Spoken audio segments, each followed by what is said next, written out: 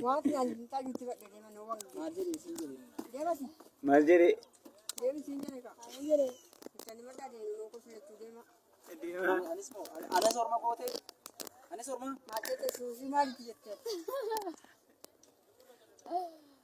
Susi maalitit?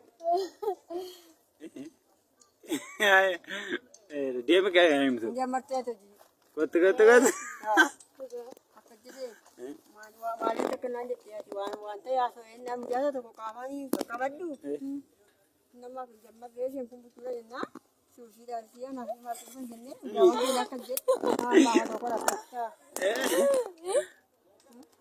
Jammarte hojii kanatu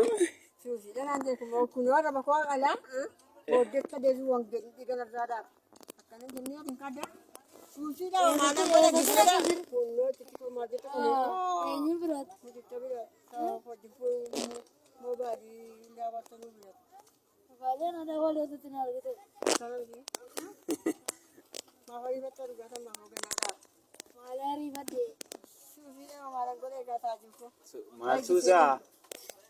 Maalodha. Maal jedhe? Maala suusaa hawaasaa bulaa washeera.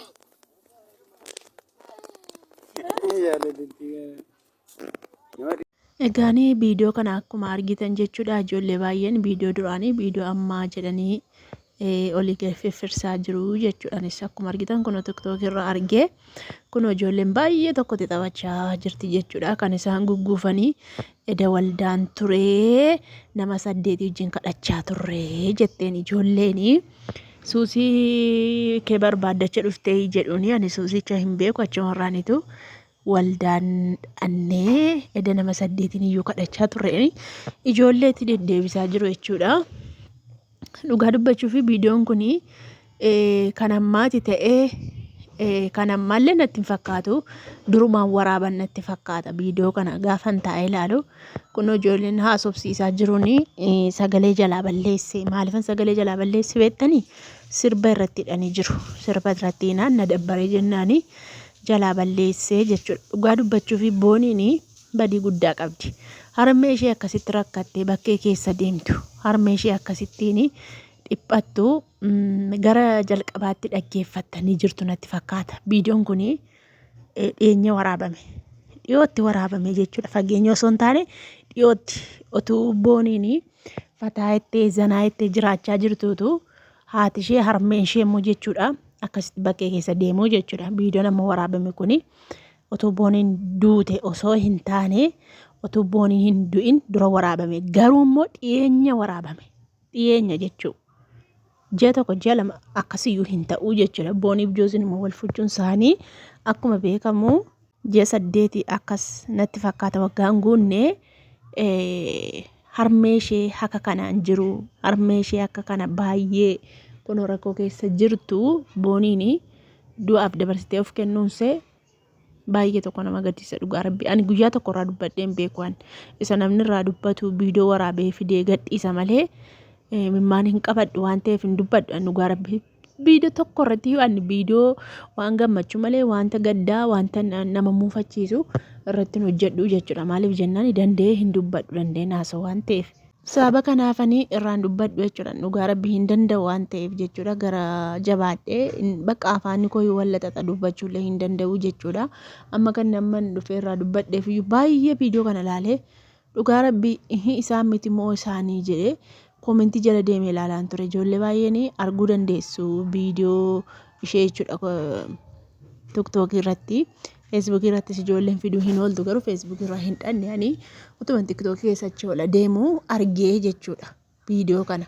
Mee ilaala akkatti ijoolleetti taphachaa jirtu jechuu garuu utuu booniin akkasitti fataayettee durumayyuu of gammachiisuuf jiraachaa turte harmeen ishee immoo akka isheetti bakka keessa deemtu ilaala. Dhugaa rabbi baay'ee tokko nama gaddisiisa. Utuu haati ishee akka kanaan jirtu bakka lubbuu ishee dabarsuun baay'ee tokko nama dhibaa jechuudha. Maal yoo jaarsi hafee harmee isheef hin jiraattu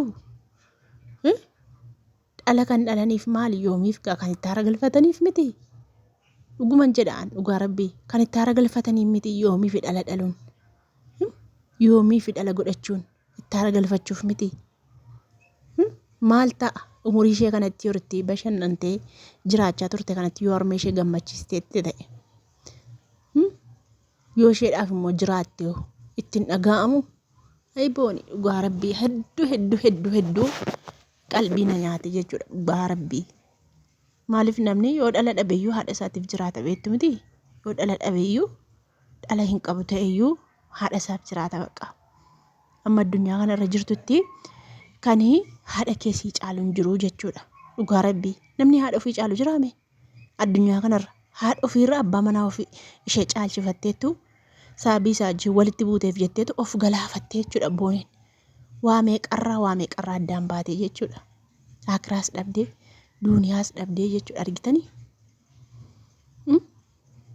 Kunoo kan illee dhugaan ishee hin bahin akkasitti ukkaamamee hafe jechuudha. Kan dhugaa ishee dhabdee jirtutu kunoo harmee ishee akkasittiin viidiyoo ishee kanaan dura waraabanii ijoolleen fuudhanii postotaa jiru jechuudha. Naannoo 8,000 ilaalamee jira viidiyoon kun. Dhugaa rabbii naannoo 8,000 jechuudha. Adaraa rabbii wanti dhaamsa isinii dhaamu ani seeraa dubbachuu dhufe osoo hin taane an dandeeraan dubbadhu dhugaa rabbii. Dandeettii haasaa akkasiin qabu maan hin qabadhu waan ta'eef dandeeyyuu naasoo afaantu wallaxaxa. Osoo maatii keessan hin gammachiisin, otoo haadha kee hin gammachiisin, otoo abbaa kee hin gammachiisin jireenya sitti hin fakkaatin dhugaa rabbii. Jireenya miti maatiin harmee kee sitti gaddaa irtiti waan gaarii nyaattu. Haati kee akkasitti bakkee keessa joortee gubattee rakkattee bakkee keessa deemti taanaani wanti itti nyaattu iyyuu siif hin sifaa'u dhugaa rabbii. Waan itti nyaattu iyyuu siif hin sifaa'u. Otoo maatii keessan hin gammachiisin of hin gammachiisina dhugaa rabbii. Jireenyi duuniyaa kana hin dabarti. Baay'ee darba kunoo. Of gammachiisuuf jecha maatii keessan ofitti hin gaddisiisina. Dura maatii keessan gammachiisaati deebi'aati immoo of gammachiisa. Yortii sana jireenyi keessan keessi keessan iyyuu firii ta'a. Dhibee tokko dhukkubi tokko iyyuu isin biraan ga'u dhugaa rabbii. Waa'een argee fi waan hin beekuu qaba waan ta'eef dhugaan isiniin jedha. Jireenyi kan keessan isinitti haafu kan maatii keessan yortii isaan humna dhaban kanatti yortii isaan fayyaa hin qabne kanatti isaan bukkee dhaabbadhaa isaan gargaara. Maatii keessan jajjabeessa. Maatii keessanii wajjin ta'a. Dhugaa rabbii boodas dhummi keessan akkasuma bareedaa jechuudha. An dhaamsisanii dhaamuun dhufe dhugaa rabbii. Gaafan viidiyoo harmee kanaa ilaalu hedduu qalbiin koo na cabe dhugaa. Baay'ee tokko jechuu baay'ee tokko booniin akkamittu rakkoo kana hundaa beektu tu keessa rakkina mana isaanii beektu maaf of ajjeefte. Qalbii irrina bar sammuu dhabe na baqa of gammachiistee jiraachuudha bar. Dhugaa rabbii maatii ofii osoo hin gammachiin isin of gammachiistee jiraachaa turte koo dheengadda argii gooftaa fudhadhee argiin joosii ijji wal baree harmee koo dubbisee jechaa turte ilaala. Duraan caammaa xaradduyyuun uffattiin kee itti aayifoonii baattee deemti cimtuudha booniin. Caammaa qulqulleessituyyuu cimtuudhaan jiraatti fayyaa qabdi humna qabdi waan ta'eef hojjechaa turte amma yeroo kanaatti iyyuu jechuudha. Garuu harmee ishee dagachuu hin qabdu. Ergii abbaan mana ta'uuf dide harmee isheetiif ta'uudha baqqaa. Harmee isheetiif jiraachuudha. Ayyaa rabbii jedhu wallaahi hin dandeenye dubbadhu.